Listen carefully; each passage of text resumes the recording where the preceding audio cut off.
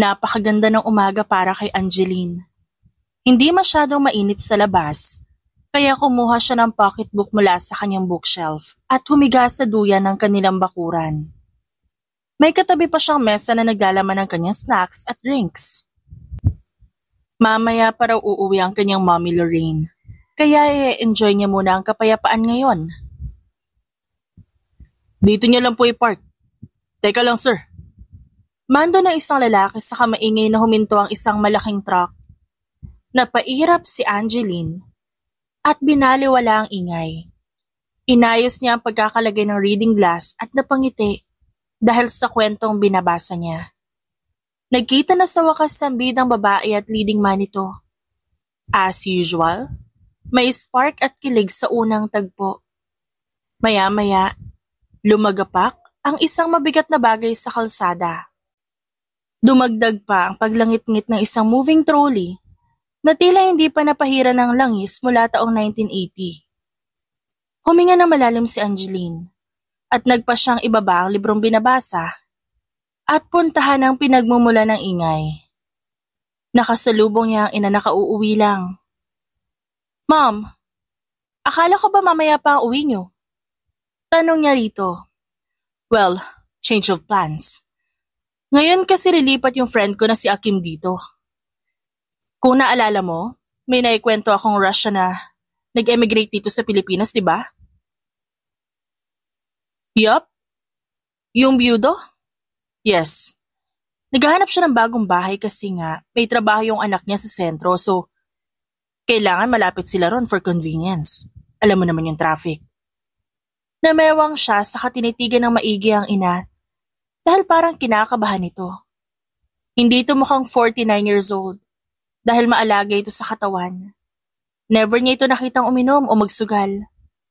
Para lang silang magkapatid. And Angeline loves her so much. Okay, gets ko na yan. Saan daw lilipat? Samahan na kita papunta doon para matulungan mo sila. Wag na. Hilaw na tumawa ang kanyang ina sabay turo sa kabilang bahay. Di na kailangan ng ge. Diyan lang naman sila lilipat. Mabilis siyang humarap sa kabilang bahay at napakunot ang noo. Ang pinagmumula ng ingay kanina, yun palang new friend ng kanyang ina, the Russian old man. Mukhang panahon na para ma-meet niya ito. Dahil maagang na maalam ang kanyang ama, naging mahirap para kay Angeline na isipin na baka makahanap na iba ang kanyang ina kaya hanggat maaari, hindi niya binibigyan ng stress ang kanyang mom para hindi ito maghanap ng kasiyahan sa labas. Ngayon na 15 years na ang lumipas, time na para makamove on ang kanyang ina. Hindi niya na kasi ito masasamahan lagi dahil 25 na rin siya. May trabaho at bubuo na rin ang sariling pamilya sa hinaharap. Sure dear, let's go. Nag-ayos ng bahagya si Angeline para presentable naman siyang tingnan. Lumabas sila ng bahay at nakita sa kabila ang moving truck na nirentahan ng Akim. Unang lumapit ang kanyang mom at bumeso sa matanda na naghihintay sa gilid ng daan. Blonde ang buhok ng lalaki na may iilang hibla ng kulay gray. Mestizo ito at formal kong manamit. You're here. Buti at di ka na nakibitbit sa kanila, Akim. Nako, Lorraine. Konti na lang, mababali na yung likod ko. Kaya di na ako magmamagaling dyan. Is this your Angeline? Nasa taas ang anak ko, nag-aayos ng mga kahon. Nagmano siya sa matanda at ngumiti. Sir Akim, good morning. It's really nice to meet you po. Don't you call me sir, iha. Kahit dito na lang. Ayos na sa akin. You look radiant. Kayong dalawa ng mama mo. Alam ko na ngayon kung saan mo nakuha yung smile na yan. It's your eyes na namana mo sa dad mo. Am I right? Lumawak ang ngiti ni Angeline. Tama po, tito. I will leave you two here. Tutulong po ako sa kanila mag-akit ng mga gamit. No, iha. Hayaan mo na sila. Pinigilan ng kanyang mamang sasabihin ng matanda. Akim, let my daughter do it. Ganyan talaga siya. Kapag nagustuhan niya ang isang tao, tumutulong talaga yan. Oh, that's why. Salamat, iha. Ngumiti lang si Angeline at inayos ang kanyang pajama bago naghanap ng mga magagaang bagay sa truck na pwedeng niyang buhatin. Nakahanap siya ng isang bag kaya isinukbit niya ito sa balikat at pumanhik sa loob ng gate. Sumaludo sa kanya ang karamihan ng moving crew kaya bumati siya sa mga ito saka pumasok ng bahay. Nothing's new. Sa subdivision nila, iisa lang ang disenyo ng mga bahay. May ilan na sobra ang kwarto pero bilang lamang sila. Umakyat siya sa ikalawang palapag. Ibababa na sana ang dalang bag sa gitna ng hallway. Excuse me. Hoy! Pag-awat na isang lalaki sa kanya. Nagnanakaw ka ba? Bitiwan mo yung bag ko. Inayos ni Angeline ang salamin sa mata bago humarap. Excuse me rin sa'yo. Wait, William? Bulalas niya.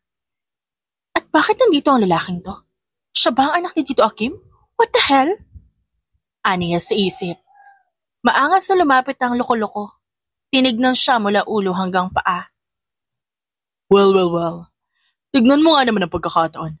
Ikaw nga, Angeline de los Reyes. Ano ginagawa mo sa pamamahay ko?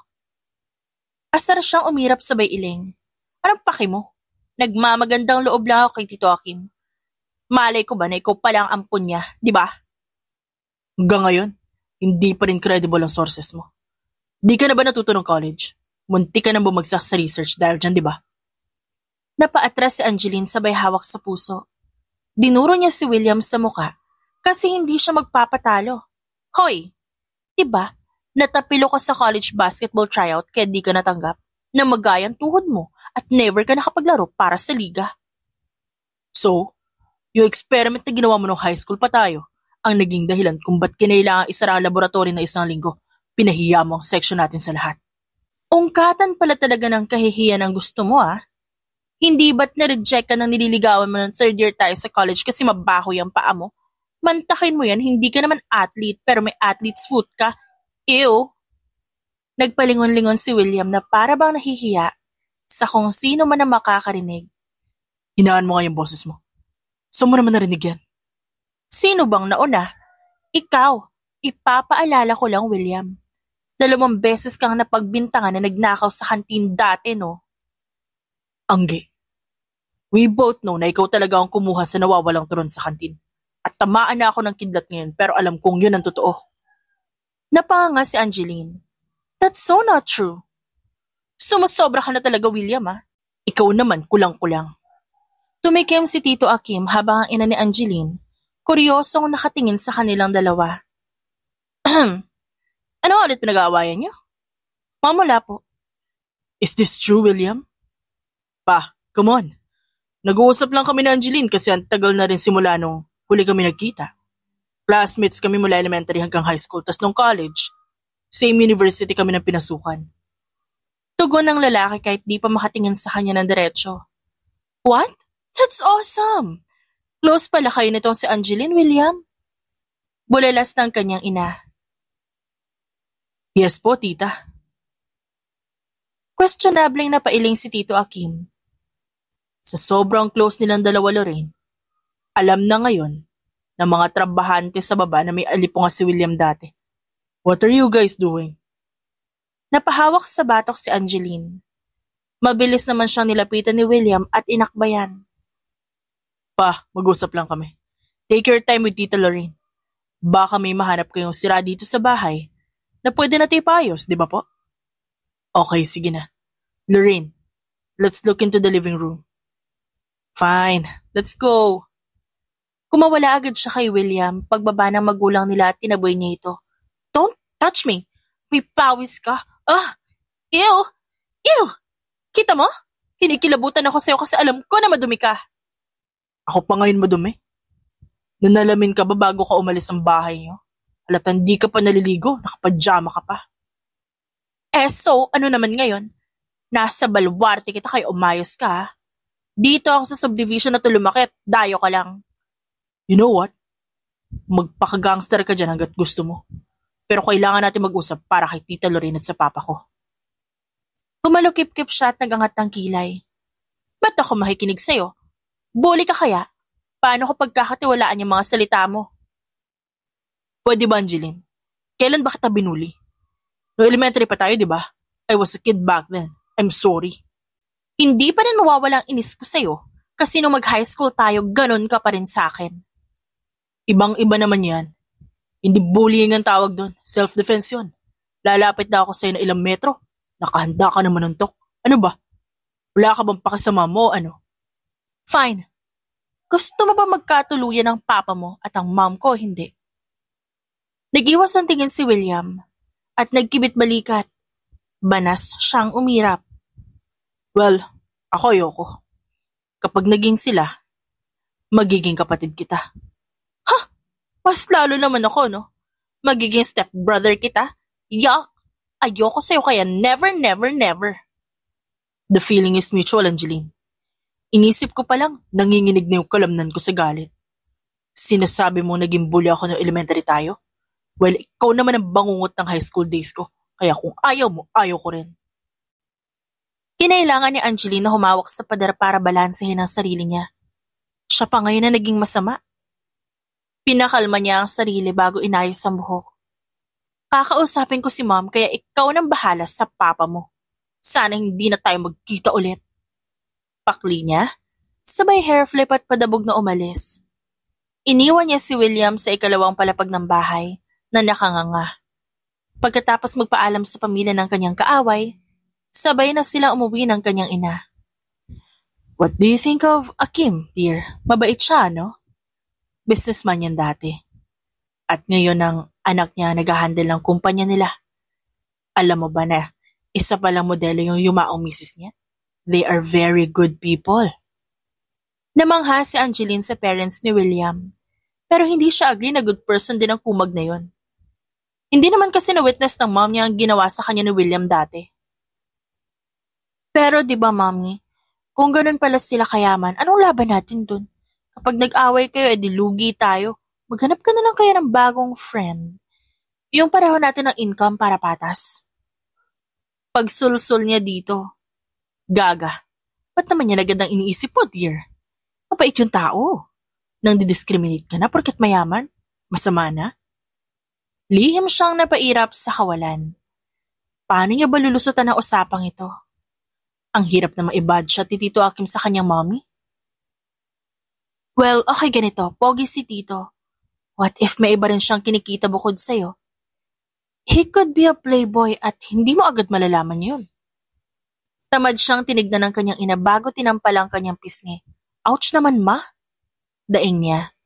Hindi nito pinansin ang kanyang pag-iinarte. Sa edad kong to, Angeline, I just want someone to hold. Kahit yung i-offer lang sa akin is companionship, okay na okay lang. Napanguso na lang siya habang umaakyat sa sariling kwarto. Nagpaalam siya sa ina na maliligo, saka nagsara ng pinto at sumandal doon. Ang problema lang naman talaga ay si William. Mukhang mabait si Tito Akim. Wala siyang maipintas dahil gentleman talaga ito pagdating sa kanyang mommy. Pero yung anak nitong bisugo, yuck para sa kanya. Kung si William na lang kaya ang wakasan niya, yung lalaki naman talaga na yun ang punot dulo ng problema. Humarap siya sa bintana, nakatapat mismo ng silid ng kabilang bahay. Nakabukas din ang bintana at nakita niya ang pagpasok ni William sa kwarto. May dala itong bag na nilagay agad dito sa sahig. Nag-unat ang lalaki at pagod na hinubad ang t-shirt na suot. Napalunok si Angeline dahil sa kinang ng muscles nito. Napakurap siya at wala sa sariling inayos ang suot na salamin sa mata. Para magbilang kung ilang pandisalang makikita sa abs ni William. 1, 2, 3, 4. Bilang niya sa isipan saka napalunok muli. Tititigan niya pa sanang maigi kung may nunal ba ito sa tiyanong bigla na lamang takpan ng puting sando ang kanyang view. Sumipol si William kaya napaangat siya ng tingin. You like it? Tanong nito. Nakita niya mapang-asar na kinang sa mga mata ng lalaki. Kaya umiling lamang siya. Not like. Maraming lalaki dyan na umaabot hanggang 8-pack ang abs. Ilan yung akin? 4. Sigaw niya dahil hindi siya magpapahuli sa hiyaw nito sa kabilang bahay. Mas malakas dapat ang kanya. So binilang mo nga. Paano mo binilang? Tinitigan mong maigi? Pag-uusisa nito, napasinghap siya Kasi naman, kapal na mukha nito ah. Nakabalandre, ano magagawa ko? I watch and I judge. Just admit it, Angeline. You like what you saw. Napahawak siya sa dibdib. Excuse me? Angeline! Kumatok ang kanyang ina sa pinto. Kaya naman agad niyang sinara ang bintana at tinakpan ito ng kurtina. Angeline, what's happening? Wala, ma'am. Naghahanda lang po ako maligo. Totoo? Kagagaling ko lang sa bakuran. Kinuha ko yung snacks at libro mo ron. Narinig kitang sumisigaw. Sorry po, may nakita lang akong ipis. Okay, bilisan mo na dyan at kakain na. Sige po, mami. Matapos umalis ang kanyang ina, sinilip niya muli ang bintana at nakitang nakasara na rin ang katapat niya. Mukhang magpapalit na ngayon ng kwarto si Liam. Kasi magkaharap ang silid nila. Mabubwisit ito araw-araw sa pagising at bago matulog dahil siya ang unang makikita. Napahalakhak si Angeline. Gagandahan niya ang pag-aayos araw-araw para maasar ito lalo sa kanya. Hinablot niya ang tuwalya, tinanggal ang salamin sa mata at pumasok na sa banyo para maligo. Kailangan niya magplano para di na lumalim lalo ang ugnayan ng pamilyang yon sa buhay nila. Angeline will do her best dahil ang peace of mind niya ang nakasalalay dito. Angge, kaya mo to. Fighting! Dumaan ang isang linggo na wala masyadong ganap sa buhay ni Angeline. Wala namang impact ang pagdating ng pamilya Ivanov sa kanilang subdivision. Yun nga lang, oras-oras na ako mag-text ang mommy niya. Ipagpapaliban na sana niya ang plano kundi lang umeksena ang kanilang Wi-Fi connection. Nasa kalagitnaan siya ng kanyang video editing. Nang maging pula ang kanilang net. Mommy, wala pong Wi-Fi? Naku, nagka-problema yata dear. Wala rin sa akin eh. Asar siyang napanguso. Dahil kung walang internet, edi maglo-load siya. Wala namang malapit na mapagbibilhan nun dito. Hindi rin siya makaka-access ng kanyang online paying account dahil wala siyang data. Sila Tito Akim mo, ibang wifi nila. Subukan mo kayang hingi ng password. Suhestyon ng kanyang ina habang nagtatahi ito sa tapat ng TV. Binuksan niya ang kanyang wifi function sa cellphone at may nasasagap nga na active na net sa malapit. Mukhang kina William nga ito. Nasa trabaho ba si William ngayon, ma'am? Oo, sabi ni Aking busy raw yun ngayon. Sige na, kumatok ka na dun sa kanila. Naglakas loob na si Angeline at lumabas ng bahay. Nakabukas ang gate sa kabila kaya agad siyang nakapasok. Tao po, Tito Akim. Ako to, si Angeline. Tawag niya mula sa pinto. Nagkaroon ng siwang sa pinto, pero hindi tutuluyang bumukas kaya dumaldal na siya. Tito, nawalan po kasi kami ng wifi. Mukhang may sira yata. Pwede ba makiconnect sa inyo? Mabilis lang po. Tatapusin ko lang yung video na ini-edit ko. Umusli ang isang cellphone at nakaharap doon ang password ng wifi ni na Tito Akim kaya agad niya itong ginaya. At nag-save sa kanyang phone. Sa wakas, connected na siya. Salamat. You're welcome.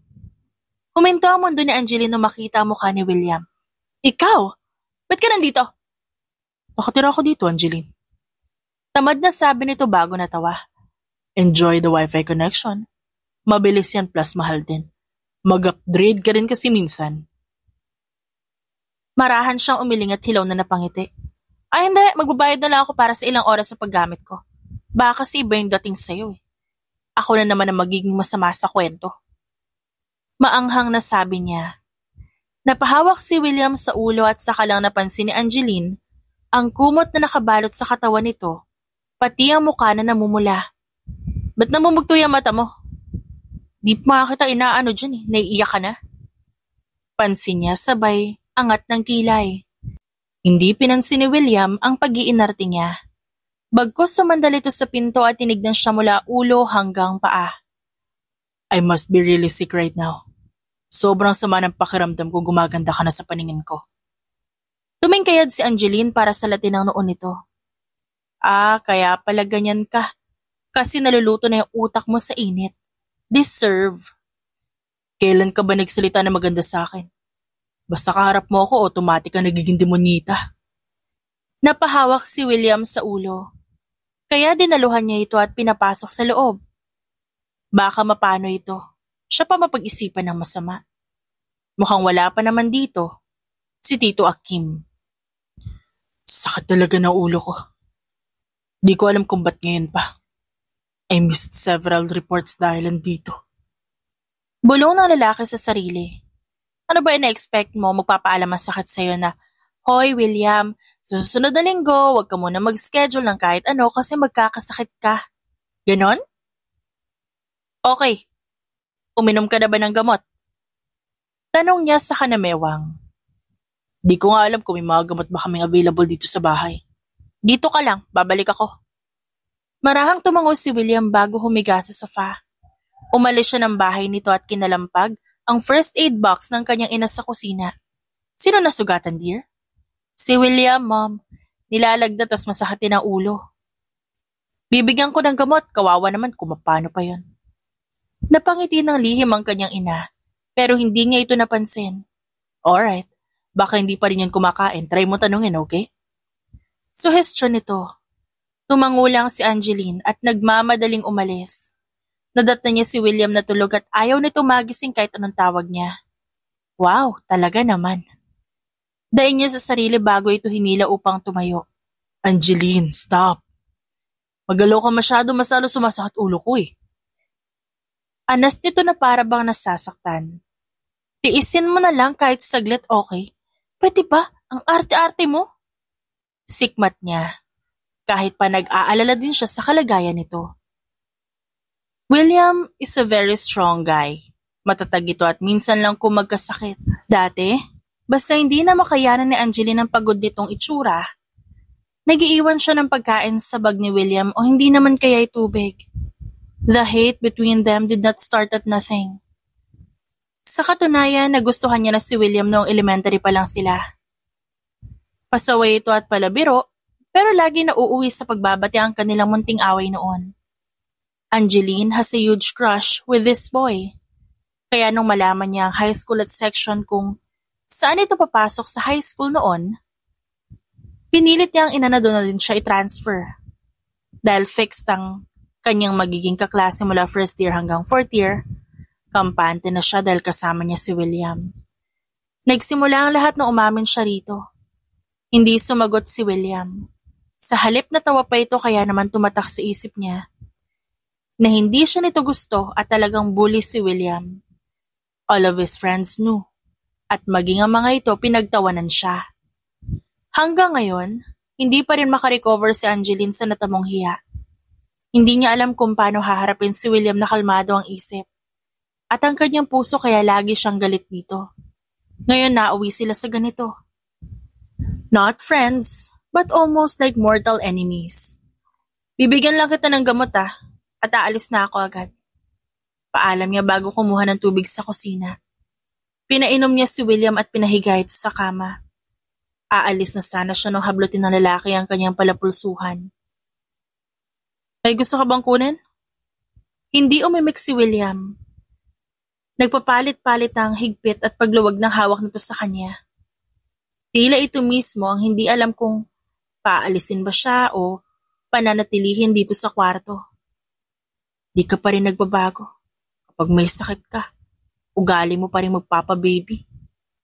Bulong niya bago binawi ang braso at naghandang umalis. I'm sorry, Angeline. Ba't ka nagsusorry? Wala ka namang ginagawang masama, di ba? Nagmulat ito at tumingin sa kanyang mga mata. Are you being honest? Wala ba talaga ako nagawang masama sa'yo? William, huli na masyado kung ngayon ka pa magtatanong. But you still hate me. Ibig sabihin hindi mo pa ako napapatawad. Kung ano man yung sorry na. Napairap lang siya sa kawalan. I just don't like you as a person. Huwag mo na akong kakausapin, okay? Yung papa mo panay-text sa mami ko. Akala ko ba ayaw mo silang magkatuluyan? Kakausapin ko si Papa. Thank you, Angeline. Napakurap siya at wala sa sariling yumuko. Sabihin na lang natin na ito ang kapalit ng pagpapakonect mo sa akin ng net nyo. Last time na to, hindi na mauulit. Bumalik siya ng bahay at sumilip sa bintana. Nakabukas ang kurtina ni William. Pero hindi niya makita ang lalaki dahil nakahiga ito sa kama. Bumalik siya sa sariling studio at nakangiting tinapos ang kanyang project. Nagsorry si William kaya aminado ito sa nagawang mali noon. Gayunpaman tapos na at dapat na yung kalimutan. Still, Angeline doesn't like that guy. She can forgive but never forget. Bilang na lang ang ilang buwan at aalis din ito sa subdivision nila for sure. Mukhang nagkamali siya sa kanyang akala dahil makalipas ang ilang linggo. Hindi lang umalis ang pamilya ni William. May bago pang dagdag na bisita sa bahay nito. Nagising siya sa banas dahil brownout na naman. Bumaba siya at hinanap ang ina subalit wala ito. Lumabas siya ng bahay matapos maghilamos at napansin sa wakas ang pista sa bahay ni na William. May babaeng nag-iihaw sa bakuran nito. Naka-sundress at sweet na nakasmile habang pinapayungan ni William. Napakurap si Angeline dahil sino itong tanga na nag-iihaw ng tanghaling tapat. Hindi pa masyadong mainit ang mundo ngayon at talagang gusto pang magbabad sa labas. Napasinghap siya nang makita na kahit ang mami niya nakikisaya sa mga ito. Kasayaw ng kanyang ina si Tito Akim sa lilim ng puno habang tumutugtog ang isang pamilyar na jazz. Sila, may Bluetooth speaker. Pero siya kahit minifan wala. Ba't may happy family to na wala ako? Nasasaktang tanong niya sa sarili. Angeline dear, come here. Nag-iihaw si Precious. Alok ng kanyang ina nung makita siya nito. Hilaw siyang umiti at pinigilan ng umirap. Wag na ma'am, may itlog at pork and beans pa dito. Kabubusog ko na to, salamat. Hindi pinansin ang kanyang ina ang pagiging sarkastiko ng kanyang tono. Samantalang si William hindi man lang nagangat ng tingin. Tuluyan na siyang napairap at pumasok sa loob ng bahay. Ililigo niya na lang ang pagka-bad mood niya. Alam niya sa sarili niya na nagiging inggitera lang siya sa kasiyahan ng iba. Siya na lang ang iiwas para di siya makasakit sa trip nila. Naliligo siya sa unang palapag ng bahay nung marinig niyang tumunog ang doorbell. Hindi naman nag-doorbell ang kanyang ina. Dahil basta nasa labas ito, di siya nagalak ng pinto. Bagong delivery rider kaya yon? Hindi niya sana ito papansinin kaso tila pinaglihi sa parot ang taong pumipindot dahil walang tigil kung umulit. Binanlawan niya ang sarili. Saka kumuha ng tuwalya. Nagtapi siya at padabog na binuksan ang pinto. Kung di yan emergency, kakalbuhin kita. Asar na sabi niya kay William. Teka nga, ba't pa nandito to? Sigaw ng kanyang isipan. Hindi niya inasahan na ito ang bisitang panayang doorbell sa pinto. Hindi makaimik ang lalaki nung una. Nakabawi lang ito matapos tumikim ng ilang ulit. Ganyan ka ba humarap sa mga delivery rider niyo? Not even a bathrobe, talagang tuwalya lang ang gamit mo? Reklamo nito kahit pa hindi naman maiwas ang tingin sa kanyang katawan. Lahat ng parcel namin dito sa mailbox ni na mami pinalalagay okay. Kung di ka ba naman desperado kung pumindot dyan sa doorbell, hindi naman ako lalabas. Sikmat niya sabay nagangat ng kilay. May dala akong pagkain. Kung babagal-bagal ka lalamig to inihaw ni Precious. Kaya naman pala. Napasabi siya sa sarili. Look, hindi ako maarte, kakain ako ng kahit ano. Akin na! Baka ano pa masabi mo kung di ko kainin na gantong niluto ng Precious mo. Mariin siyang tinignan ni William. Precious is my cousin, Angeline. Gusto niya makitira sa amin habang tinatapos ang huling semester sa university. Napakurap siya. Di wow, ikaw na may pinsan. Sagot niya bago kinuha ang plato sa kamay nito. Umusli ang inipit yung tela sa dibdib at akmang mahuhulog na ang kanyang tuwalya sa bandang harapan. Hindi agad siya nakareact dahil sa platong hawak. Inabot ni William ang kanyang dibdib at dinakma ang tapis para hindi ito tuluyang malaglag. Tila nabingis si Angeline dahil hindi niya lubos matanggap ang nangyari. Tumikhim si William. Gamitin mo yung isang mo pang kamay para palitan tong pagkakahawa ko. Please, I'm begging you. Nauutal nitong sabi. Bumuhos ang dugo sa kanyang muka at mabilis siyang namula ng matindi. Teka lang!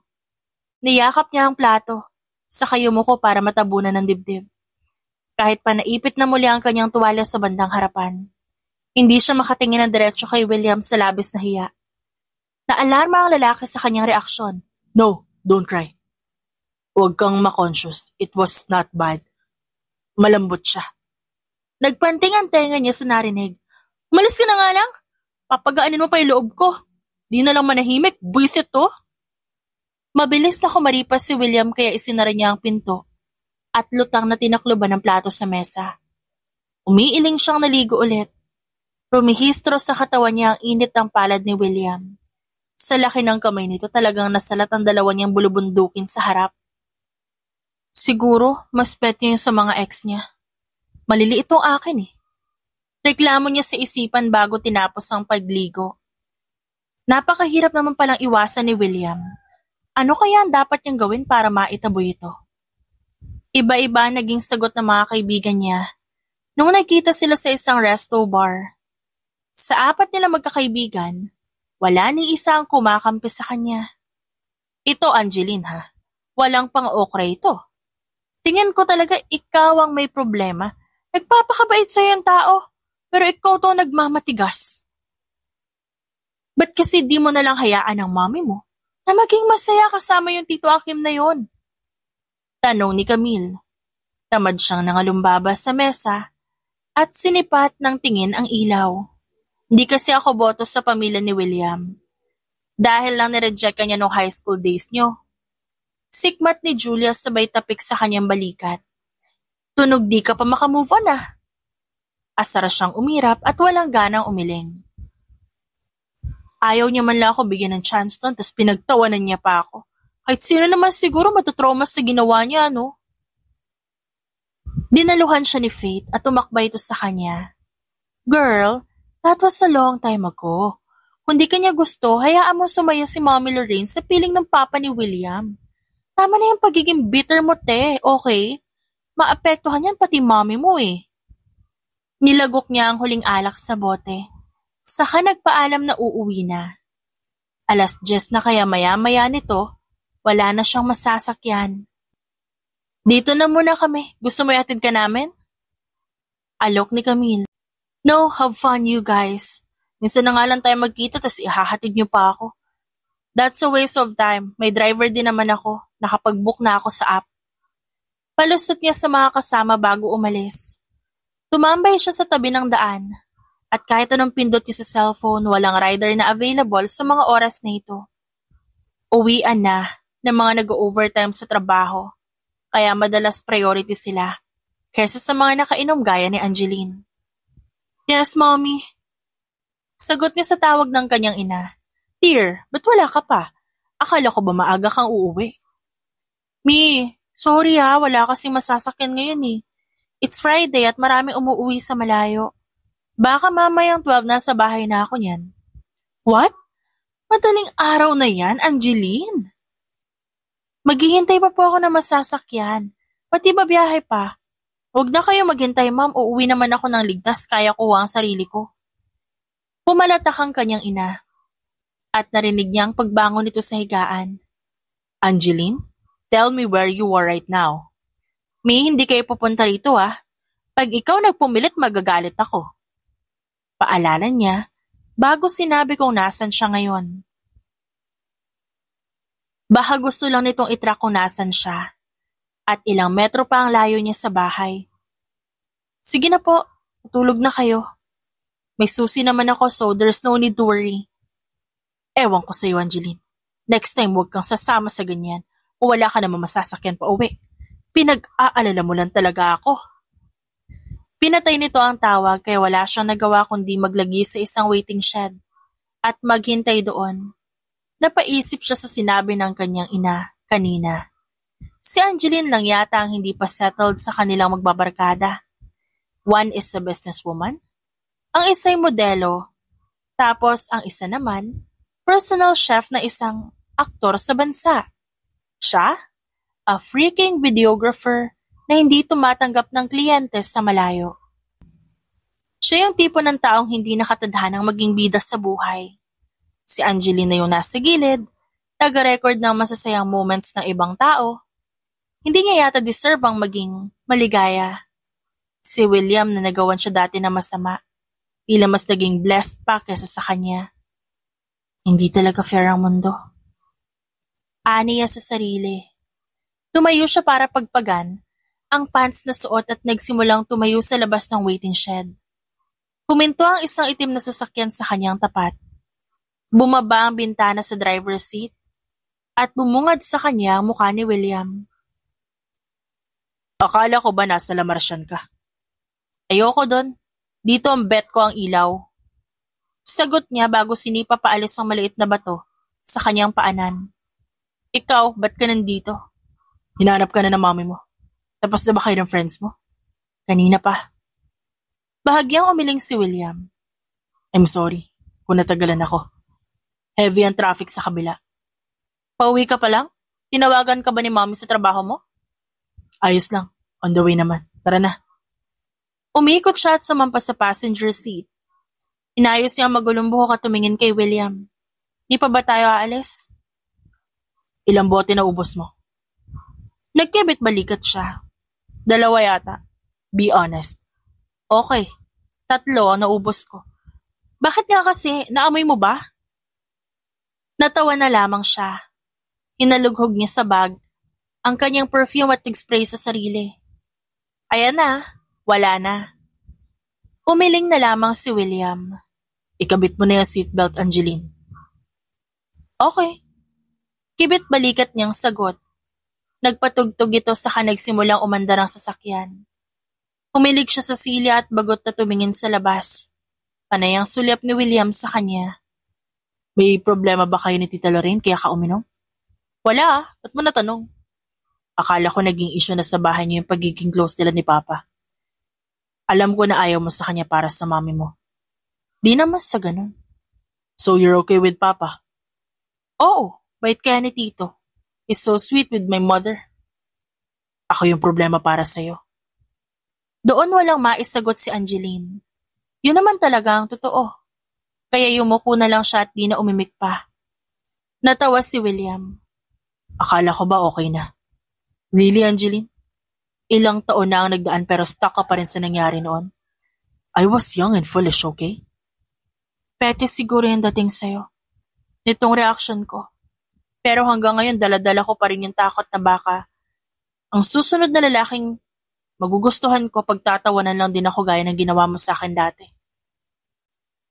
Wala siyang time para mag-move on ng college. Dahil sa swerte ba naman ni Angeline, magkatabi ang department nila ni William. Kaya halos araw-araw niya rin ito nakikita. She hates it. Heto ang lalaking palatandaan ng malaking kahihiyan niya noon. Hindi man lang nagsisi sa ginawa sa kanya dati. Can we both set aside our feelings? Kung galit ka sa akin, fine. Ilabas mo na rin ang mga magulang natin. Hayaan mo na silang sumaya. Di mo ba nakikita kung gaano ka komportable si Tita Lorraine kay Papa? So ako na naman ang masama. Umiling si William. Sinasabi ko lang, Angeline. Kapag galit ka sa akin, huwag mong idamay ang ibang tao. Umirap siya, saka pumayag para matapos na. Okay, fine, manahimik ka na dyan. Saway niya bago pumikit at nagkunwaring tulog sa biyahe. Pagkarating nila sa bahay, bumaba agad siya at nagpaalam. Dito na ako ah. Salamat sa pagpamagandang loob mo, nakauwi ako ng maaga. Tinignan lamang siya ni William. Pumasok ka na muna sa bahay niyo. Sumunod siya at binuksan ang gate gamit ang susi. Nabuksan niya naman kaso pagdating sa pinto. Ayaw gumana ng kanyang dalang susi. Kumatok siya na ilang ulit kaso hindi pa rin bumaba ang kanyang ina. Mukhang tulog na nga yata ito. Di gumagana susi ko. Ba't ayaw bumukas ng pinto? Daing niya kay William dahil nakapark pa rin ito sa tapat nila at hindi pa umaalis. Maybe it's jammed. Gusto mo tawagan ng mami mo? Umiling naman siya. Huwag na, baka mapuyat pa yun dahil sa akin. Di pa naman siya nakakatulog agad. Pag nabulabog yung pahinga niya, dadaan na lang ako sa bintana. Tiningnan siya ni William mula ulo hanggang paa. Lasing ka pa rin ba? Naghahanap ka ng sakit ng katawan. Kesa naman magbutel ako, diba? E di sana di mo na lang ako sinabay pa uwi. Are you saying gusto mo pang ulamin ng surot kesa maghanap ng ibang paraan? Nandito ka na. Sumakay ka na nga ulit. At bakit? It's just 6 hours. Uupo na lang ako sa duyan hanggang sumikat na yung araw. May kwarto pa sa bahay. Doon ka na magpahinga. Huwag na matigas ang ulo mo, Angeline. Kapag nagka-dengue ka dahil sa mga lamok, magiging kasalanan ko pa. Sumunod siya sa gusto nito at bumalik sa passenger seat ng kotse. Iginiyan ni William papasok ang kotse sa pwesto ng bahay nito. Mauna ka na sa kwarto ko. Titignan ko lang. Wala ba nakalimutan si Papa na nakasaksak sa kusina? Paalam ng lalaki kaya agad siya umakyat sa ikalawang palapag ng bahay. Mukhang tulog na rin ang papa nito. Una niyang napansin ang pagiging organized ni William sa mga gamit. Nakahanay sa cabinet ang damit nito base sa kulay, tapos hindi rin nagkulang sa personal hygiene kit. Maging ang banyo, sinilip niya lahat malinis. Nakatingin siya sa bintana nung pumasok ito ng silid at nagumpisang magtanggal ng coat. Magbabanlaw lang ako, gusto mo ba maligo? May mga white shirt pa naman akong di nagagamit kung gusto mo. Akala ko ba may extra kayong kwarto dito? Tanong niya. Pagod nang umiti si William. Kung di ko sinabi yun, magmamatigas ka na matulog sa duyan niyo. Right here, you're safe. Sige na. Kumuha ito ng pamalit sa cabinet. Binigyan siya nito ng puting damit na nasa plastic pati isang shorts na may tag pa. May banyo sa baba, diba? Doon na ako maliligo. Paalam niya bago hinablot ang bag na nasa mesa at umalis. Hindi niya matignan si William sa mata dahil patong-patong na ang utang na loob niya rito. Nakakunot tuloy siya ng kanyang noo. Habang naliligo, nagtagal siya sa banyo dahil hinintay niyang tumulo ang tubig sa kanyang katawan bago nagpalit ng damit. Kakamadali niya, hindi siya nakahingi ng tuwalya. Naabutan niya si William na nagbabasa ng libro sa kama. Nakapambahay na ito. Sumilip ito sa kanyang direksyon bago umiling nang mapansin ang kanyang dalang supot. Dapat nilagay mo na lang sa basket. Lalabahan ko tas ibabalik ko rin sa'yo pagkabukas. Magkapitbahay naman tayo eh. Sabi nito. Umiling siya rito. Tama na yung pang-aabala ko sa'yo. Dapat nga kanina ka pa nakauwi at tulog na. Pero dahil sa akin magpupuyat ka rin. Natawa ito. Pinalamig ng shower yung ulo mo?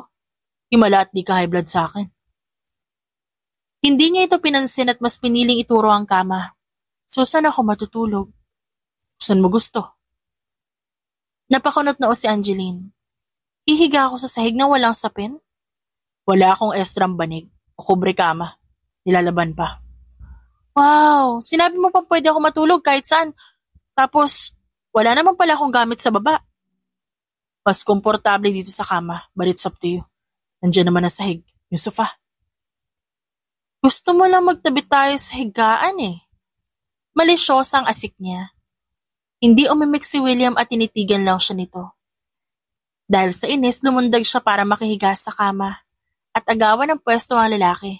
Tabi nga, dito ako sa kanan. Reklamo niya sabay siko sa katabi. Sinangga ni William ang kamay niya at tinipon to sa kabila. Patagilid siya na nakaharap ngayon sa lalaki. Nakakunot din ang noon nito. Pwede ba huwag ka malikot? Stop trying to be difficult. Ayaw mo maglatag ng higaan sa sahig eh. Saglit na natigilan si William at nilapit ang mukha sa kanya. Did you brush your teeth? Anong kulay ng toothbrush ang gamit mo? Hindi niya ito matingnan sa mata. Mamamatay na yata siya dahil sa hiya.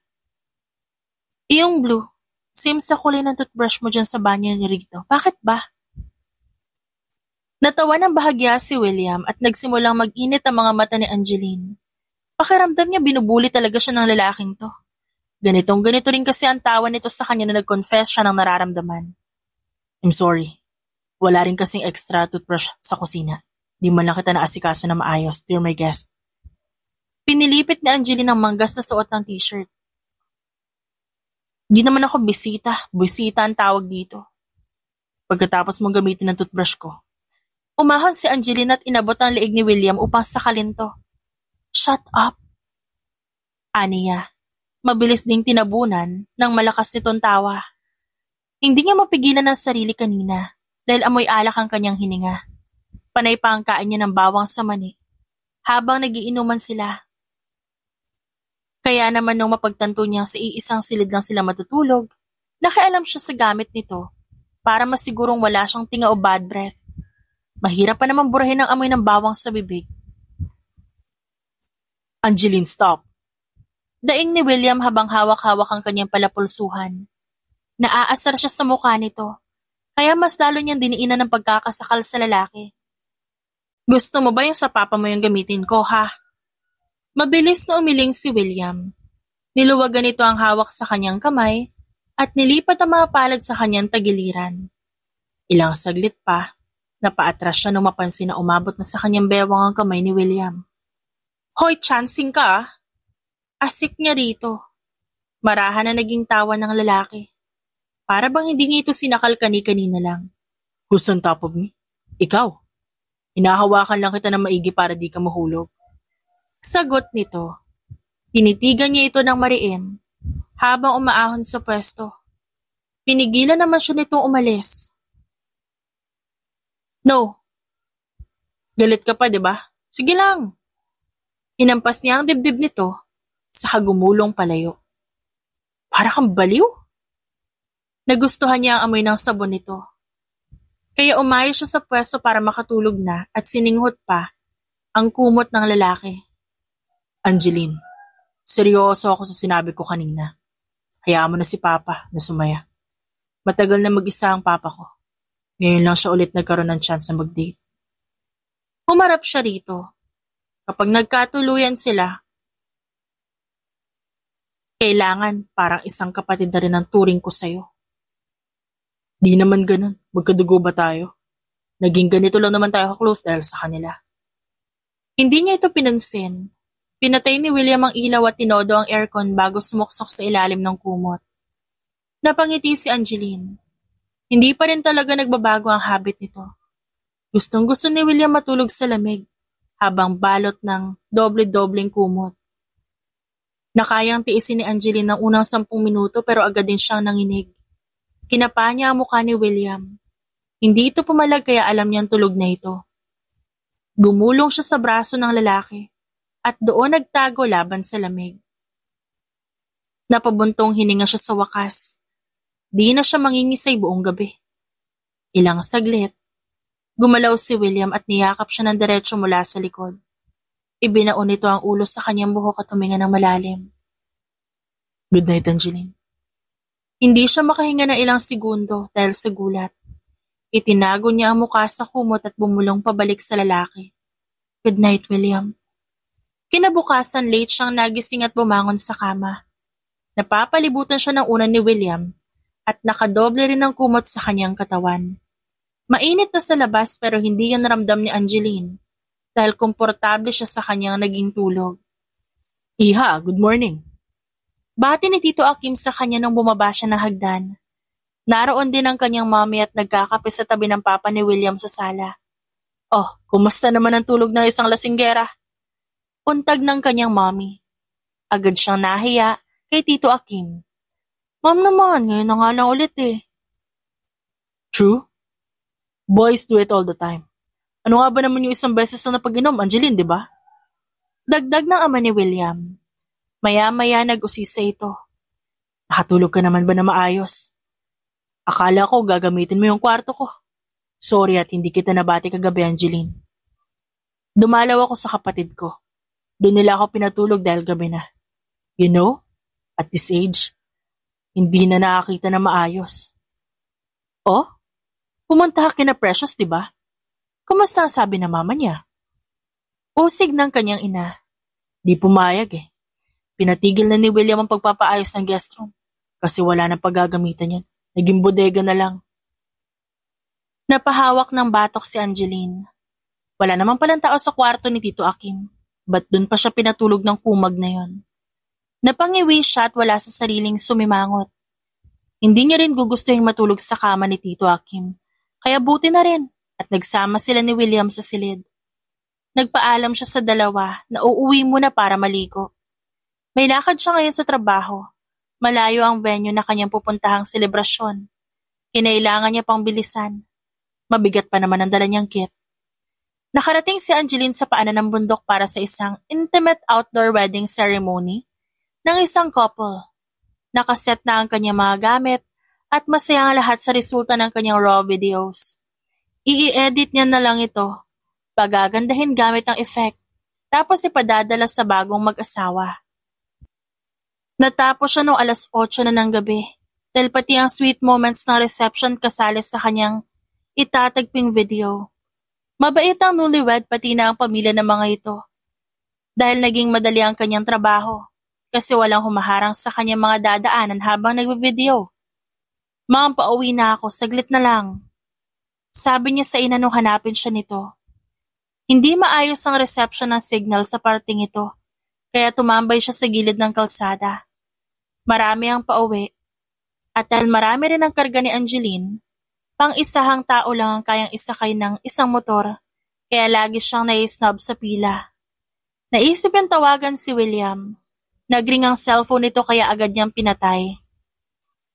Konti na lang, magsha-shutdown na ang telepono niya. Kaya mas pinili niyang itabi ito at ilalabas lang kung may emergency. Lumipas ang 1 oras sa 30 minuto. Siya na lang ang naiwan at okupado pa ang huling motor na lumarga. Wala pang bumabalik na bago kaya napatingin si Angeline sa sapatos na suot. Wala naman siguro mawawala kung lalakarin niya na lang ang malapit na bus station. Huminga siya ng malalim. Inayos ang pagkakabitbit sa mga bag. Ginulat siya ng sunod-sunod na pito mula sa isang pamilyar na sasakyan. William? Ba't ka nandito? Bulalas niya. What? Tumawag ka tas biglang namatay ang linya. Kaya tinanong ko si tita kung nasan ka. Nung sabihin niyang nandito ka, naisip ko na baka ka tumawag kasi gusto mo magpasundo. Am I wrong? Nagmamadali itong bumaba at kinuha ang dala niya. Tapos na ang event o may pupuntahan ka pang reception? Tapos na, mag-aalas 10 na rin kasi. Sorry ako naabala kita. Hindi ko naman inasahan na pupuntahan mo talaga ako. Ang layo-layo kaya ng lugar na to. 2 hours and 30 minutes kung sa highway ka dadaan. Oh, ang bilis mo naman nakadating. Marahan itong tumawa. 1 hour and 30 minutes kung bibilisan ang pagpapatakbo. Tapos shortcut. May isa na akong speeding ticket mula sa LTO. Ano? Loko ka? Ba't ka kasi nagmamadali? Baka masuspindi ang lisensya mo dahil sa akin. Nag-aalalang sabi niya. Hindi naman to ininda ang kanyang sinabi. Mas pinili nitong pangaralan siya. What do you expect me to do? Napakalayo ng pinuntahan mo tas malalim na ang gabi. Masyado kang kampante sa mga lugar na gaya nun. Kung may nangyari sa'yo masama doon, the pay is not worth the trouble, Angeline. Malay ko ba naman kasi nga abutin pala kami ng gabi doon. Umaga ang simula ng ceremony, tas na-delay hanggang sa magtanghali. 5 p.m. na nga ginanap yung cake slicing eh. Lahat ng bisita nagbigay ng speech para sa newlywed. Mabait naman sila kaya ayos lang. Tiningnan ni Angeline ang daliri sa kamay at ngumiti. Huwag kang mag-alala, nag-iipon na ako para may pambili akong sasakyan. Nang di kita naiistorbo. Sa susunod agahan mo magsabi kung magpapasundo ka ba. Para mapuntahan kita agad at di na ako mag-alala kung na paano ka sa daan. Oo na, tatandaan ko. Thank you. Bumuntong hininga si William. Hindi naman siya mapakali dahil mukhang inis pa rin to kaya nag-aya siya. Gusto mo kumain ng tinapay? Maraming 24 hours na bakery malapit sa ospital. Bili tayo. Gutom ka ba? Ikaw baka gusto mo ng matamis? Wag na. Umuwi na tayo agad para makapagbihis ka at makapagpahinga. Tingnan mo yung pawis mo. Magkakapulmonya ka niyan. Hinahayaan mo lang na matuyo sa likod mo. Mabibigat kasi yung dala ko kanina. May tissue dyan, magpunas ka. Naghanap ng pamunas si Angeline at hilaw na tumawa. Kung ikaw nga magiging stepbrother ko, di na rin masama. Kahit anong pagmamaldit ako sa'yo, nakakaya mo pa rin maging mabait sa akin. Kung kapatid kita, matagal na kitang binatukan. Ay, -5. Nananakit. Natawa ito sa kanyang reaksyon. Ba't naman hindi? Imagine it, magiging stepbrother mo ko. Di ba umamin ka sa kanong high school? Limot mo na? Ang dami mong chismis na kanalat sa kanong college kasi hindi kita sinagot. Napangangan na lang si Angeline. Talagang binanggit mo pa yan ha? Kunwari na lang sana di nangyari, di ba? Sa bagay, pinagtawanan mo lang naman ako nung araw na yun. Lahat na nakakita sa atin, ginawa akong clown buong taon. Yun lang naman ang dahilan kung ba't ako galit na galit sa'yo. Kalimutan mo na. It's hard to forget. Yun ang rason kung ba't ang tingin mo sa akin ngayon mortal na kaaway. To be honest, wala sa isip ko ang pagnanobyo ng mga panahong yan, Angeline. My mom just died tas umamin ka sa akin na crush mo ako. It was awful. Aanin ko ang pagkakagusto mo sa akin, ikamamatay lang ng nanay ko. Do you get me? So I'm sorry kung pinagtawanan kita. Lumamig ang sikmura ni Angeline. Hindi niya matignan ang mukha ni William sa takot na baka maiyak na lang siya bigla. Hindi niya naman alam na ganun pala kasama ang timing ng pag-amin niya dati. Kaya pala halos mandiris sa kanya ang lalaking to, habang pa-switch siyang nagsasalita sa covered court noon. I'm sorry. Doon natawa si William. Doesn't matter. Para sa akin tapos na yun at gaya ng sabi mo, naapektuhan ang confidence mo dahil sa naging reaction ko. Di naman nadadala sa simpleng paliwanag yun. Hinayaan lang kita gawin ang lahat ng gusto mo hanggang sa magsawa ka. Pero heto tayo, lalim mong magtanim ng galit. Mula ngayon wala na talaga, promise.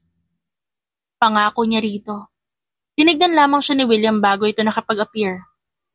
Let's do this for our parents. Gumawa tayo ng paraan para maging close pa sila, okay? Mabilis siyang nakabawi. Okay, videographer ako, kaya marunong ako mag-set ng scene para sa kanila. Alright, I'll leave it to you. Busy ako sa trabaho sa susunod na mga araw.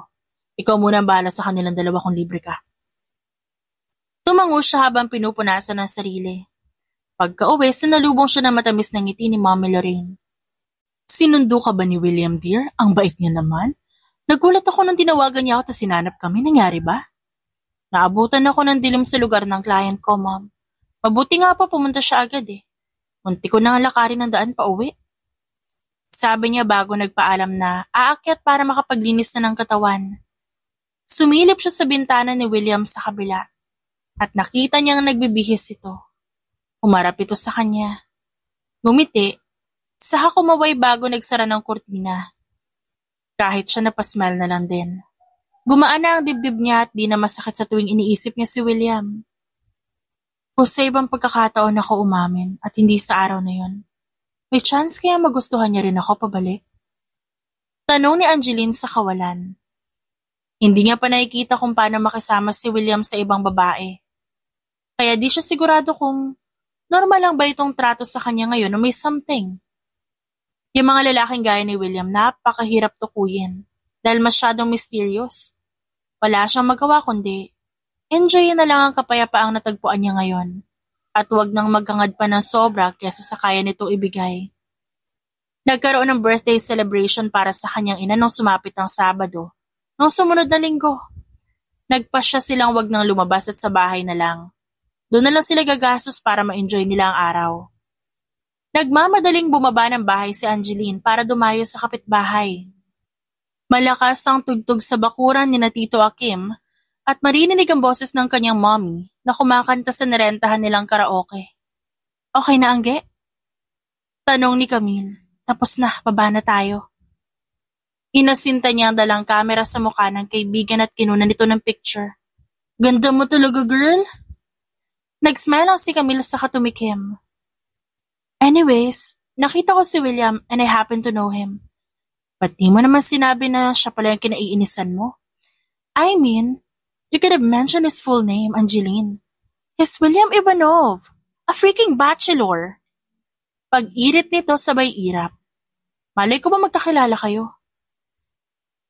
I can make him apologize to you. Akong bahala. I know his type. Kumpiyansa ang sabi ni Camille sabay kindat. Nabitawan ni Angeline ang kamera. Mabuti na lang at nakakabit ito sa lace na kanyang suot sa leeg kaya hindi ito napano. Well, sige. Pagpasok nila sa gate, nakita niya si William ang nakatoka sa pag-iihaw ng manok. Pinaypayan nito ang uling na sinisiga habang ang kaibigan niyang modelo na si Julia, si William ang tinututukan ng minifan. Nag-iwas ng tingin si Angeline at mas piniling kunan ng litrato ang ina na masayang sumasayaw kasama si Tito Akim. Napapangiti siya habang pinapanood ang bawat halakhak nito. Hindi man mapapalitan ni Tito Akim ang kanyang ama. Wala nang takot sa puso ni Angeline na baka maiwan niyang mag-isa ang kanyang mommy sa buhay. Ito ang dahilan kung bakit ayaw niyang bumuwag sa bahay at maghanap ng oportunidad sa malayo. Ayaw niyang iwan at maging malungkot at nag-iisa ang kanyang mahal sa buhay. Isang flash ang kumuha sa atensyon ni Angeline. Napalingon siya sa gilid at nakita ang natatarantang pag-save ni William sa nakuhang picture. Kinuhanan siya nito ng stolen shot habang tulala siya. Patingin nga! Aniya bago sinilip ang cellphone nito. Napawaw siya sa ganda ng picture. Kuhang-kuha ang kanyang ngiti at kinang sa mga mata. Ganda ng phone mo lakas maka-blooming tingnan. Umiling ito. There's no filter. Actually, that's how I see you. Di pa rin nagbabago. Gaya ng dati, may mga araw talaga na tumutulala ka na lang bigla. Especially when you read pocketbooks. Anong pocketbooks? Puro librong binabasa ko dati sa school, no? Pagde-deny niya. Lumapit si William at tila hinahamon siya makipagtitigan. Nabasa ko dati ang isa sa mga dinala mong libro sa school, Angeline. High school pa lang tayo, may kiss-kiss na sa mga story na tinatago mo. What were you reading in college?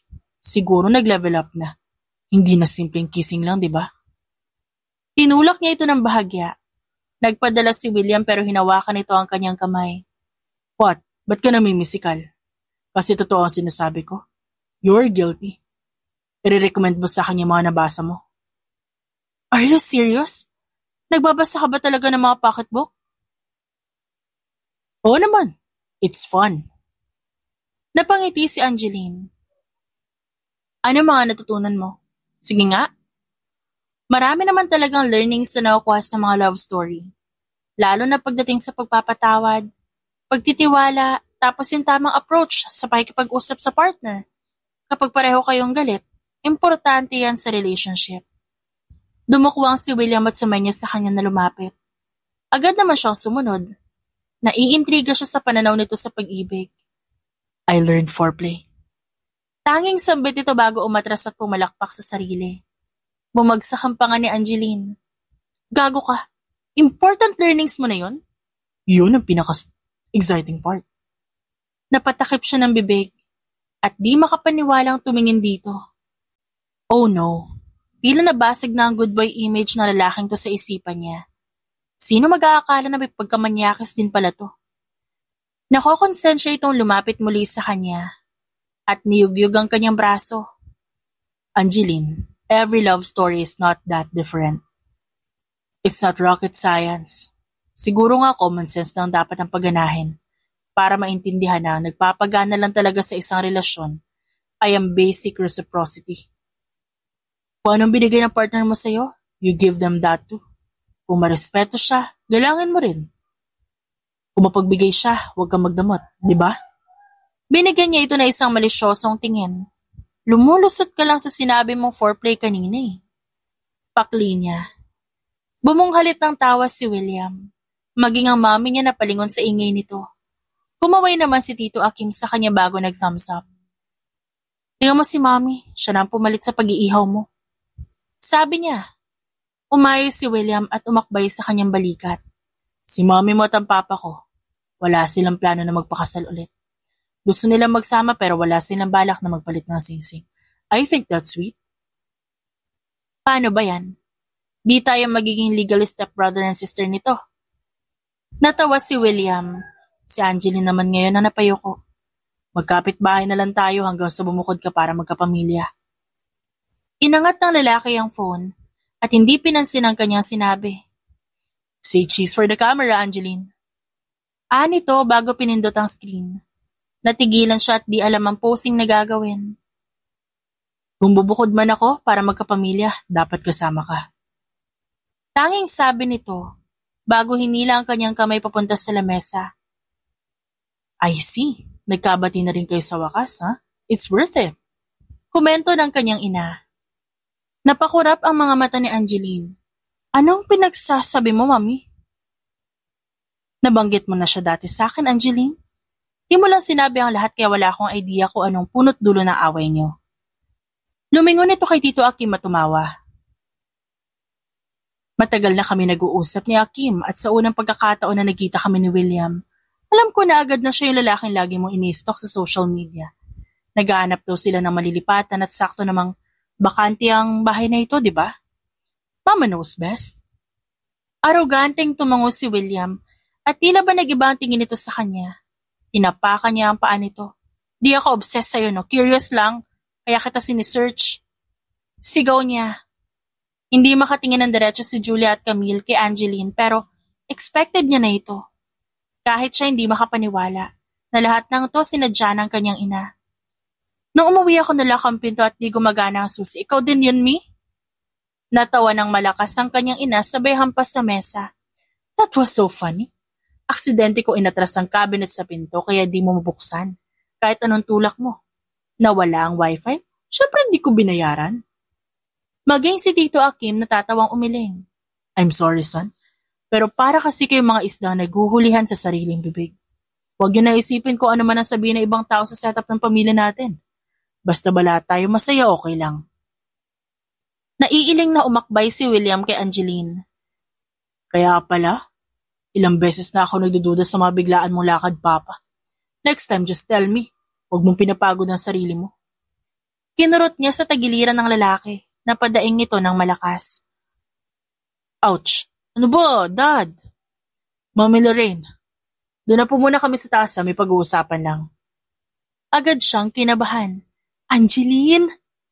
Tawag ni Camille at Julia. Go for it! Tumango siya sa mga ito at sumunod kay William. Pumasok sila sa silid nito. Naunang umupo ang lalaki bago siya nito pinasunod sa kabilang bahagi ng higaan. Nainis ka ba sa mami mo? Diretso nitong tanong.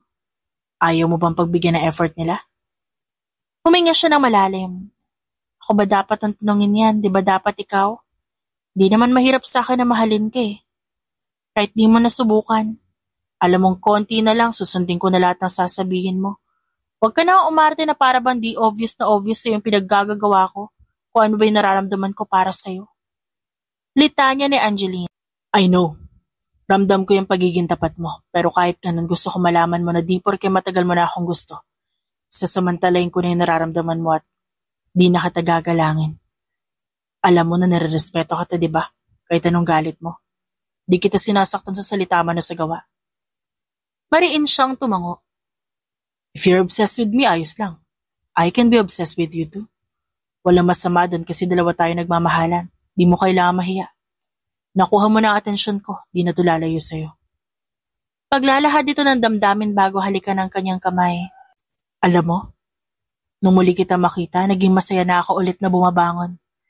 Minsan, hinihintay kitang sumilip sa bintana kapag aalis na ako.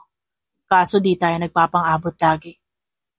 Nakuha pang pumalatak ni William bago magpatuloy. May nahanap ako solusyon doon. Pag naging tayo, magtatawagan tayo sa isa't isa. At mayayakap na kita. Ngingiti ka na sa akin araw-araw. Napatingala siya dito. Malambing itong umiti sa kanya at hinawakan ang kanyang pisngi. I love you, Angeline. Will you be my girlfriend? Bumukas ang kanyang bibig. Subalit walang ingay na maririnig. Sunod-sunod ang ginawang paglunok ni Angeline. Subalit walang salita na lumalabas sa kanyang lalamunan. Kaya umahon na lamang siya para halikan ng lalaki. Niyakap siya ni William ng napakahigpit. Halos ayaw siya nitong bitiwan.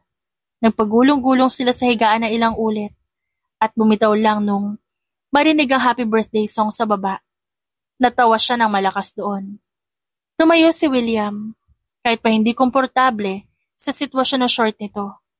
Naghalugog ito sa drawer at inilabas ang isang kahon na naglalaman ng kwintas. Paborito ito ni Mama noon. Suotin mo muna hanggang sa mapalitan natin ang singsingin sa kamay mo. Okay lang ba? Napakagat labi siya. Nangumiti. Ikinabit ni William ang kwintas at tumitig sa kanya ng ilang segundo. Magbabanyo lang ako saglit ah. Panay ang tawa niya habang hinihintay na lumabas si William.